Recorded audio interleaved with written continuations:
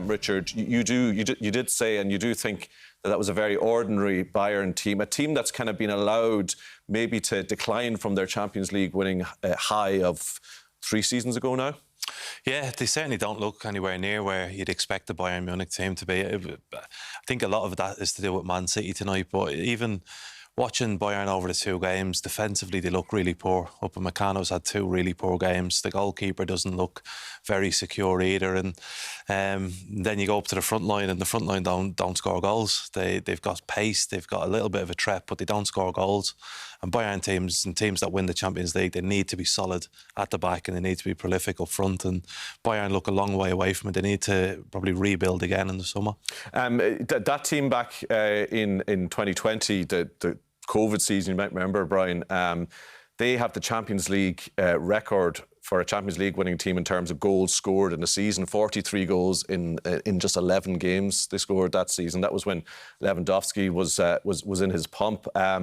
And then you're looking at Richard's going to look at it in a minute, sort of the opportunities they did create or the moments they did create, and it just didn't look like a free-flowing, free-scoring Bayern team that you've seen over recent years. Yeah, well, they got 18 goals in the group, 18 points, they won all the matches as they've done in the past couple of seasons.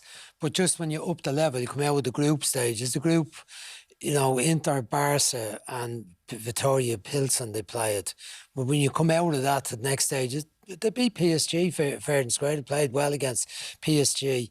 But you see tonight, when they had Lewandowski, they had a main man, they had a focal point, they had someone they could trust, someone they could depend on.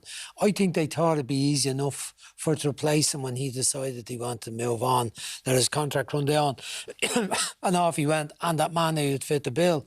But amazingly, it hasn't worked out like that at all. Mane hasn't proved to be. He played off the left, mostly for Liverpool with Firmino, Salah, but he was in off the left, set the tone. No problem with Bayern about pressing. That's still in the team. But the finishing is the hardest part of the game. And he's not the main man, the centre forward, to be the finisher. So that was their main problem. Lots of possession, lots of opportunities tonight, but a bit incompetent, I'd say, when it came around the penalty area. Lots of good positions, using the pace down the right-hand side with Coleman, particularly cutbacks, crosses. But Choupo-Moting never really looked like getting on the end of him. He's 34 years of age. I said before the match, he isn't a prolific goal scorer. He's 17 this year in 28 matches. But most of them are league games, 4 in the Champions League. He's not good enough at this level.